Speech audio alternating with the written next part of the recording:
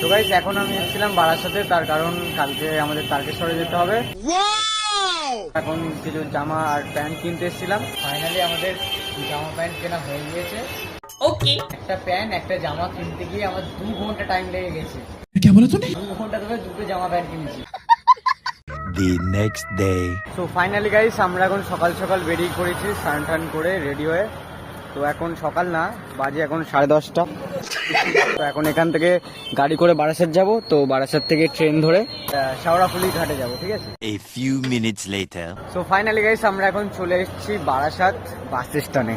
तू समझा नहीं, तू समझा नहीं। তো এখানে আমরা 81 নাম্বার বাসে আমরা যাব শেওড়াফুলি ঘাট। 2 hours later. তো ফাইনালি গাইস আমরা এখন চলে এসেছি শেওড়াফুলি। এখান থেকে আমাদের টিকিট কাটতে হবে। টিকিট কেটে এখন আমরা যাব ঘাটে স্নান করতে। তো ফাইনালি গাইস আমরা এখন টিকিট কেটে চলে এসেছি শেওড়াফুলির ফেরি ঘাট।